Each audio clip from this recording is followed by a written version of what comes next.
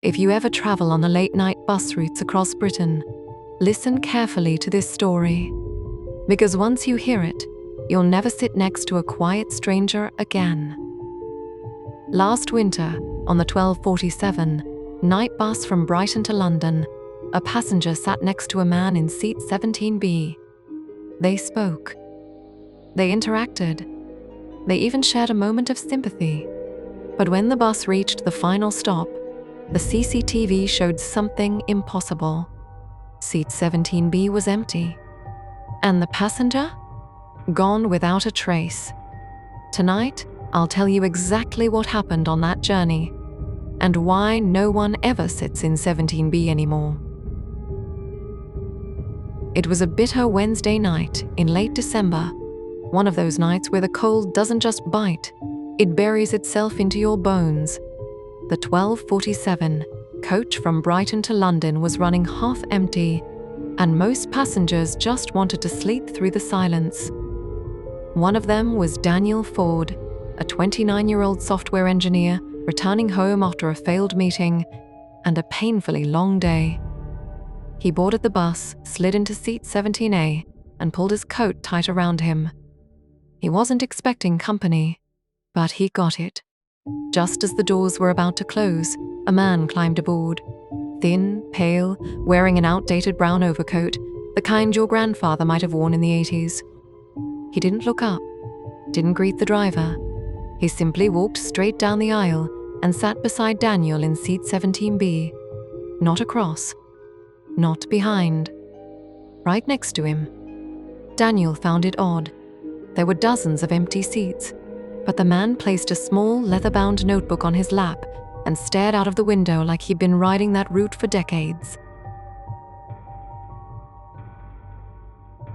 The bus rolled into the night. Streetlights drifted past in long golden stripes, and for a while, the two men sat in silence. Then Daniel noticed it. The man's breath didn't fog in the cold air. The windows were misted from everyone else breathing, but the glass beside seat 17B stayed perfectly clear. Trying to be polite, Daniel whispered, "Long night, mate." The man slowly turned his head. His eyes were gentle, tired, but there was something else. A distance, a weight, like he was carrying a story he'd never told. In a soft, almost apologetic voice, he replied, "Sorry for sitting close. I used to take this seat every night." Daniel glanced at the worn notebook on the man's lap. The cover was cracked, edges frayed. The man rested a hand on it, protective, almost fragile. "Is that a diary?" Daniel asked. The stranger shook his head. "No, it's the last thing I was holding." Daniel frowned. "Before what?" The man didn't answer. He just stared out the window again, at nothing. At the next rest stop, Daniel stood to stretch his legs and approach the driver, a friendly middle-aged man named Paul. Daniel nodded back towards 17B. "The bloke next to me, bit strange, yeah?" Paul stared at Daniel for a moment, then slowly shook his head. "There's no one sitting next to you." Daniel felt his chest tighten. He rushed back down the aisle. And there, the man was, right where Daniel left him, still looking out the window. Daniel whispered, "He can't see you." The man nodded slowly. "No one has for a long time." With trembling hands, Daniel finally asked, "What happened to you?" The man opened the notebook.